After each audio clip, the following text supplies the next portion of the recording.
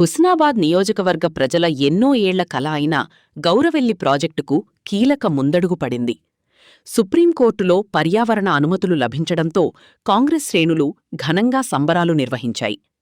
Project కట్టపై బాణాసంచా కాల్చి స్వీట్లు పంపిణీ చేసి గంగమ్మ తల్లికి ప్రత్యేక పూజలు నిర్వహించారు. ఈ సందర్భంగా మండల కాంగ్రెస్ అధ్యక్షుడు బుర్ర ప్రభాకర్ గౌడ్ మాట్లాడుతూ, హుస్నాబాద్ నియోజకవర్గ రైతుల పొలాలకు సాగునీరు అందించడమే మంత్రి పొన్నం ప్రభాకర్ లక్ష్యమని అన్నారు. ఇప్పటికే ప్రాజెక్టు కోసం 437 కోట్ల నిధులు కేటాయించారని, పర్యావరణ అనుమతులు లభించడంతో నిర్మాణ పనులు వేగవంతమవుతాయని తెలిపారు. గౌరవెల్లి గ్రామ సర్పంచ్ దాము మాట్లాడుతూ, గత ప్రభుత్వ హయాంలో ప్రాజెక్టు పనులు నిలిచిపోయాయని ఆరోపించారు. ప్రస్తుతం మంత్రి పొన్నం ప్రభాకర్ ప్రత్యేక చొరవతో ప్రాజెక్టు పూర్తి దిశగా అడుగులు పడుతున్నాయని తెలిపారు. ఆత్మ కమిటీ డివిజన్ చైర్మన్ ఐలయ్య మాట్లాడుతూ, గౌరవెల్లి ప్రాజెక్టు పూర్తయితే హుస్నాబాద్తో పాటు 3 జిల్లాల పరిధిలోని వేలాది ఎకరాలకు సాగునీరు అందుతుందని, రైతుల జీవితాల్లో కొత్త వెలుగులు నింపుతుందని ఆశాభావం వ్యక్తం చేశారు. ఈ కార్యక్రమంలో డీసీసీ కార్యదర్శులు Banothu Bhaskar Nayak, Chintala Balaraju, DCC executive number Kashaboina Ravinder, సర్పంచుల ఫోరం అధ్యక్షుడు బానోతు వెంకటేష్, వివిధ గ్రామాల సర్పంచులు బొమ్మ శ్రీశైలం, జానుకుమార్, వాసాల తిరుపతి, సుగుర్తి శ్రీలత బాలరాజు, మూడవత్ మోహన్ నాయక్, ఏఎంసీ డైరెక్టర్లు పత్తిపాక త్రిమూర్తి, బైకని శ్రీనివాస్, నాయకులు తదితరులు పాల్గొన్నారు. నిన్నటి రోజున సుప్రీంకోర్టు గతంలో నేషనల్ గ్రీన్ ట్రిబ్యునల్ ద్వారా ఉన్నటువంటి కేసులను సుప్రీంకోర్టు గౌరవెల్లి ప్రాజెక్టు పనులు నడవడానికి అనుమతించడం చాలా సంతోషకరం. అట్టి కేసులను కూడా ఎత్తివేయడం జరిగింది. గౌరవెల్లి ప్రాజెక్టును కాలువలను పనిచేసి రైతాంగానికి నీళ్ళు ఇవ్వడానికి అనుమతులు రావడం జరిగింది. ఈ సందర్భంగా గౌరవెల్లి ప్రాజెక్టు పైనే మేము సీట్లు పంపి మరియు సంబరాలు జరుపుకోవడం జరిగింది. అదేవిధంగా ప్రాజెక్టులో ఉన్న నీటిని కూడా తాకి ఆ గంగమ్మ తల్లికి పూలతో కాంగ్రెస్ కార్యకర్తలు పెద్ద ఎత్తున ఆ దేవునికి కూడా మొక్కి పనులు పూర్తి స్థాయిలో త్వరితగతిన జరగాలని కోరుకోవడం జరిగింది. ఆ రోజు 2007లో డాక్టర్ వైఎస్ రాజశేఖర రెడ్డి గారు ఇక్కడి నుంచి పాదయాత్ర చేసిన సందర్భంలో ఇక్కడికి ఉన్నటువంటి రైతన్నల యొక్క కష్టాలను తెలుసుకొని ఇక్కడ ఉన్నటువంటి రైతన్నలకు నీటి వసతి లేక ఎంతో వారి యొక్క పంట పొలాలు ఎండి నీటి ఎద్దడితో చూసి ఇక్కడ మెట్ట ప్రాంతమైన ఈ ఏరియాలో గౌరవెల్లి ప్రాజెక్ట్ అవసరం, ఖచ్చితంగా ఇక్కడ గౌరవెల్లి ప్రాజెక్ట్ ఉండాలని 2007లో ఇక్కడ శంకుస్థాపన చేయడం జరిగింది.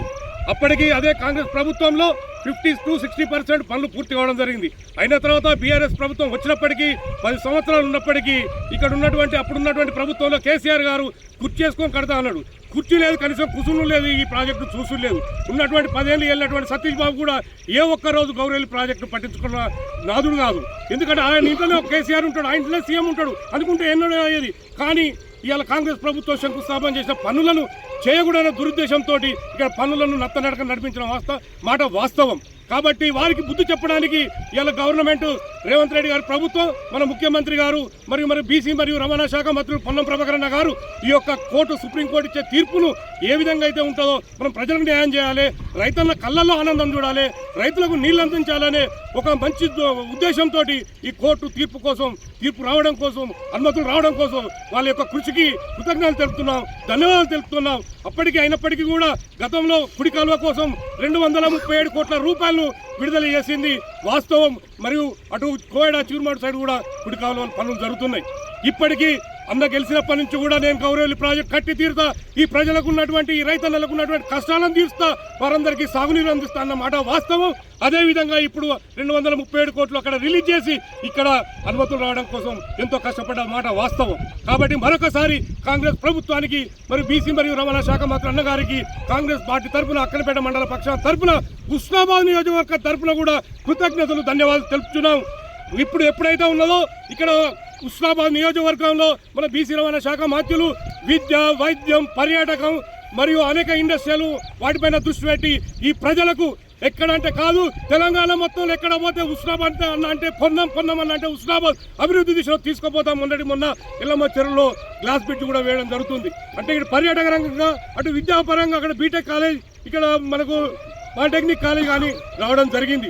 విద్య, వైద్యం, ఆరోగ్యపరంగా కూడా పార్టీలకు అతీతంగా ప్రతి ఒక్కరికి అందుబాటులో ఉంటూ ఈ యొక్క ప్రాంతాన్ని అభివృద్ధి దిశలో తీసుకుపోవడానికి ఎంతో సహకరిస్తున్న మన పొన్నమన్న గారికి కృతజ్ఞతలు. అదేవిధంగా ఈ గౌరవెల్లి ప్రాజెక్టు రానున్న 2029 ఎలక్షన్లో పూర్తి చేసి ఇక్కడ రైతులకు నీళ్లు అందించి ఇక్కడ సాగునీరును సాగు చేసి రైతన్న కళ్ళలో ఆనందం చూడడమే పొన్నం ప్రభాకర్ అన్న గారి లక్ష్యం, కాంగ్రెస్ పార్టీ లక్ష్యం అని చెప్తూ మళ్ళా 2029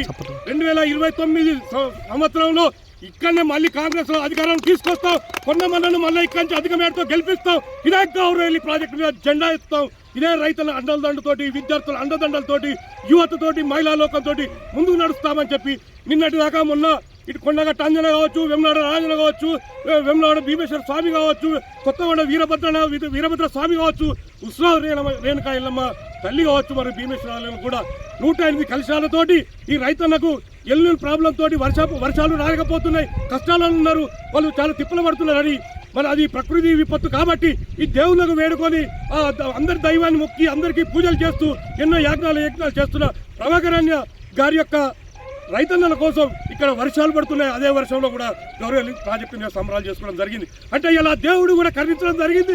ఇలా చట్టపరమైన కోర్టులు కూడా గౌరవెల్లి ప్రాజెక్టు అనుమతి ఇవ్వడం జరిగింది. ఆ దేవుడు కూడా కరుణించి వర్షాలు 3 రోజుల నుంచి పడుతున్నాయి. ఇంకా అన్నగారి యొక్క దేవుడు చేసిన పూజలు, ఆ దేవులందరూ కూడా మేము కూడా ఇప్పుడు గంగమ్మ తల్లికి పూజలు చేయడం జరిగింది. ఇంకొక భారీ వర్షాలు వచ్చి చెరువులు కుంటలు నిండి రైతన్న కళ్ళలో ఆనందం చూడడం మా లక్ష్యమని తెలుపుకుంటూ ఈ అవకాశం వచ్చే పెద్దలందరూ నమస్కారం చెప్తూ ముగిస్తున్నాం. జై కాంగ్రెస్.